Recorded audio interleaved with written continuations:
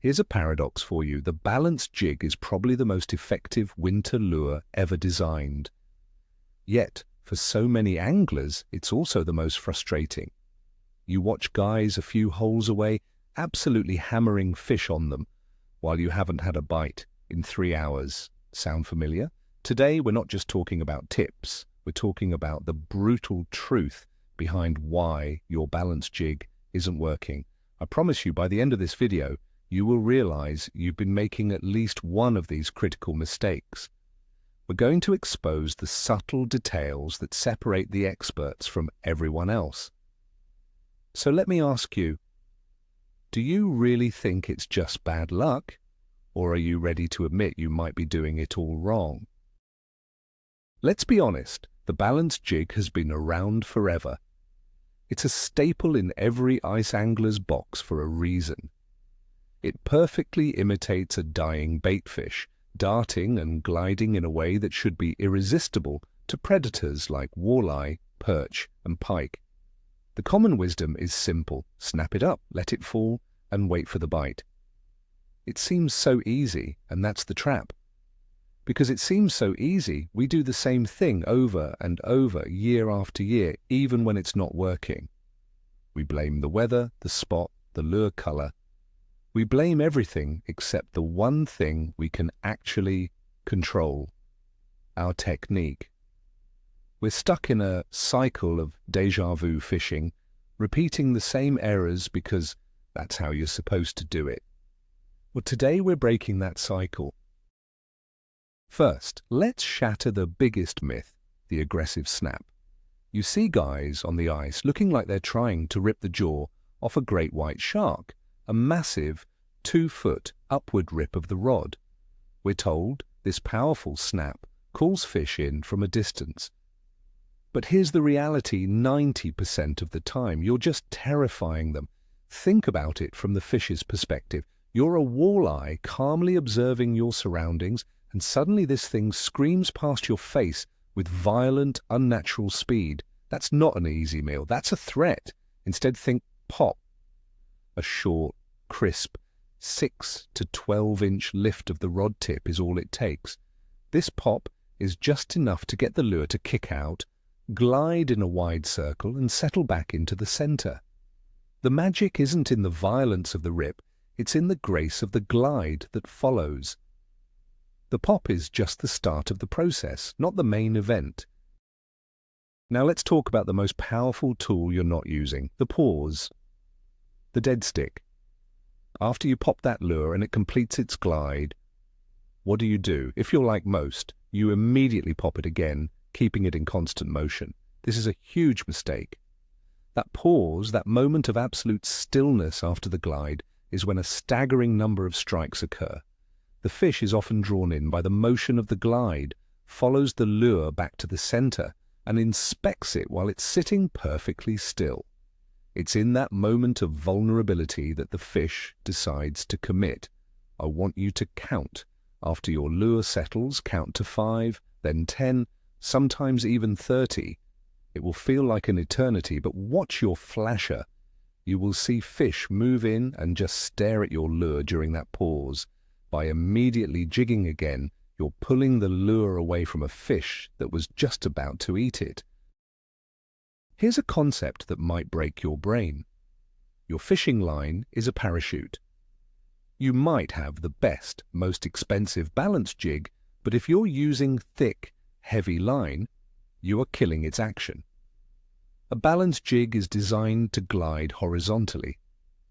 Heavy monofilament or a thick fluorocarbon leader has memory and creates significant drag in the water. As the lure tries to glide out, the line acts like a drogue parachute, slowing it down and pulling it straight back down. You lose that wide, sweeping circle that triggers fish. You need to switch to a thin, low-drag line. A quality, thin diameter, ice-specific braid with a light fluorocarbon leader is the gold standard. The difference in the lure's glide is not just noticeable, it's a complete game changer. Your $10 lure will suddenly start behaving like it's supposed to. Let's talk about hardware, specifically that big, clumsy snap swivel you have tied on. I see it all the time. Anglers think they're doing themselves a favor by making it easy to change lures, but you are committing the ultimate sin against lure action. A heavy snap, or worse, a snap swivel, adds weight and bulk right at the nose of the lure. This completely disrupts the lure's pivot point and its delicate balance. It can't glide properly. It just sort of plummets. You're taking a finely tuned instrument and handcuffing it. The solution is simple. Either tie directly to the lure's eyelet using a loop knot like a Rapala knot, which gives the lure freedom to pivot and swing, or use the smallest, lightest snap you can possibly find. No swivels, ever. The swivel does absolutely nothing for a balanced jig except destroy its intended motion. Your rod choice is probably wrong. I see so many anglers using a soft, parabolic noodle rod for balance jigs. These rods are fantastic for detecting the light bite of a panfish on a tiny tungsten jig. But for a balance jig, they are absolutely terrible. You need a rod with a fast action and a solid backbone, typically a medium or medium-light power. Why? Because you need to transfer energy directly to the lure with that crisp pop we talked about. A noodle rod absorbs all the energy. When you try to pop the jig, the rod just bends and flexes and the lure barely moves. It just kind of wobbles. You have zero control and you can't get that sharp, darting action. It's like trying to hammer a nail with a rubber mallet. You need a stiff, fast action rod to effectively work the lure and get a solid hook set when a walleye T-bones it. We are conditioned to match the hatch, use lures that look exactly like the local forage, and sometimes that's good advice.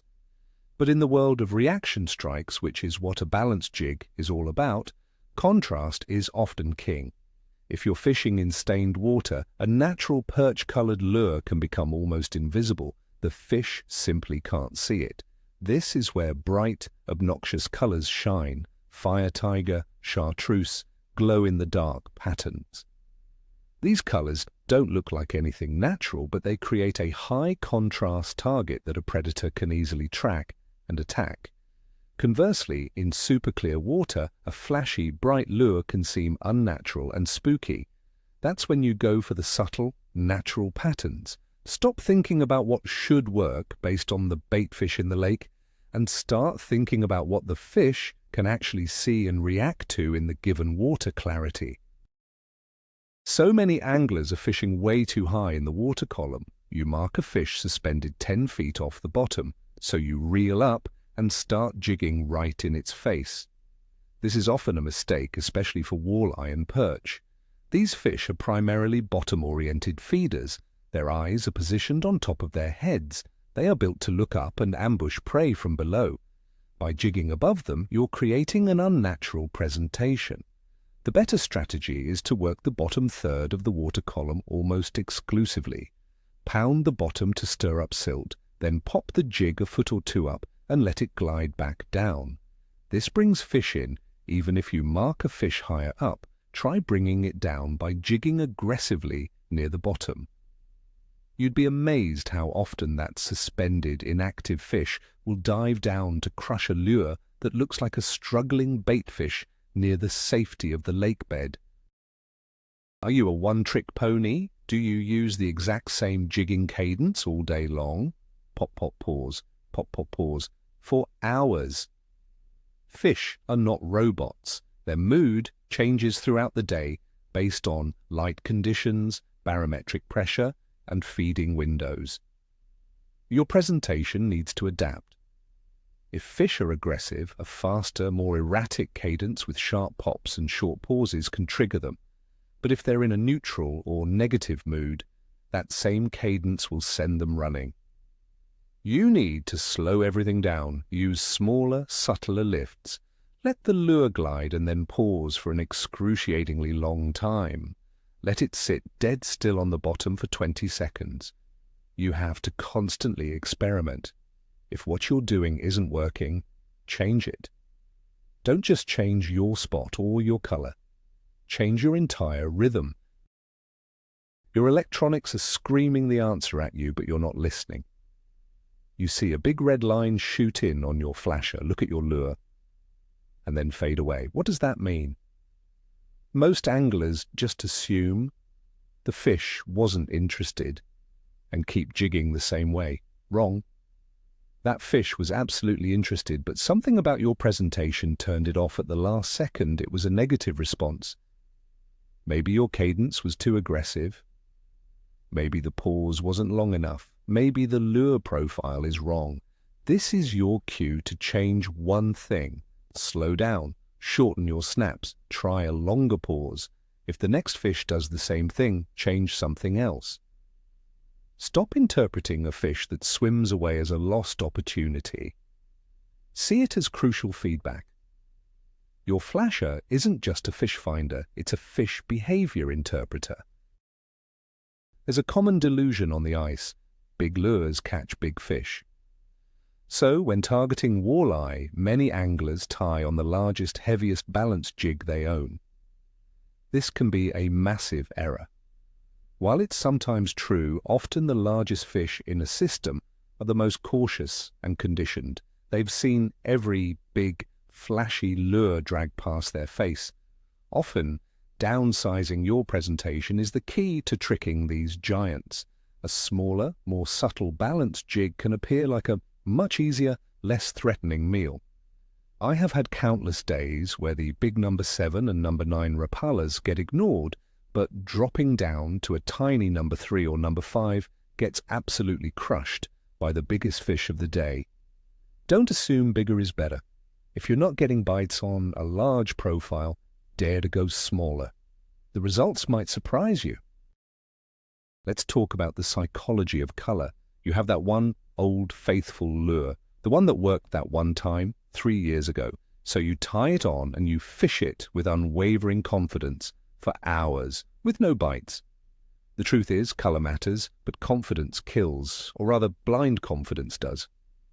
Your refusal to change a lure that clearly isn't working is costing you fish. You need to be a scientist on the ice. Give a color 20 minutes.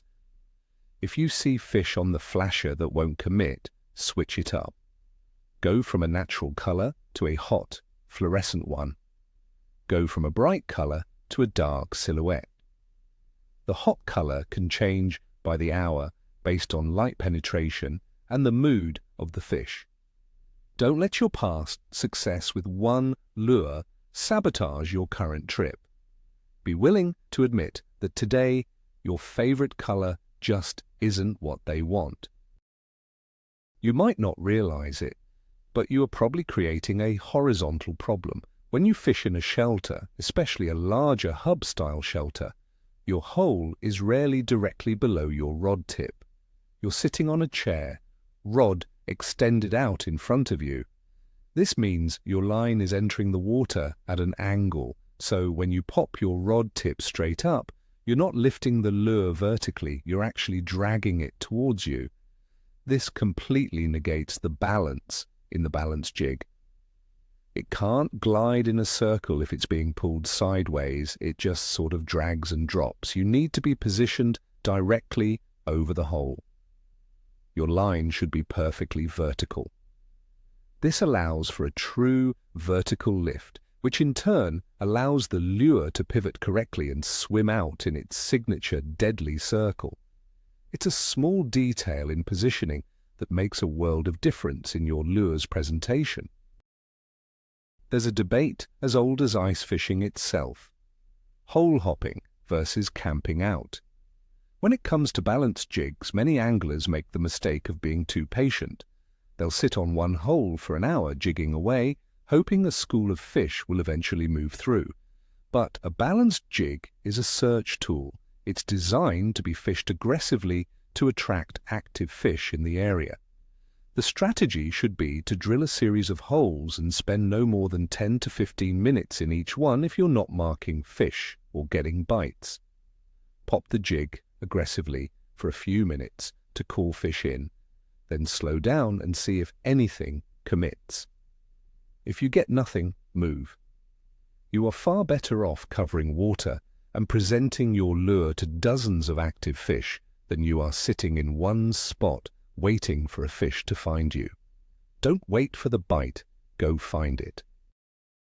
Think about the sound your lure makes or doesn't make. Many balance jigs have internal rattles. These can be incredibly effective for calling fish in, especially in stained water or low light conditions. The vibration and sound can draw fish from a long way off. However, in clear water with highly pressured fish, that same rattle can be a warning signal. It's an unnatural sound that educated fish have learned to associate with danger. This is where a silent, non-rattling version of the same lure can be the secret weapon. You need to have both options in your box. If you're marking fish that seem shy and won't commit to a rattling lure, make the switch to a silent one. Sometimes the silent treatment is exactly what they're waiting for. It's a more stealthy, natural presentation that can trick wary, trophy-class fish. Everyone focuses on the snap and the pause, but they completely forget about the fall. After you pop the lure and it glides, it eventually loses momentum and begins to fall back toward the center.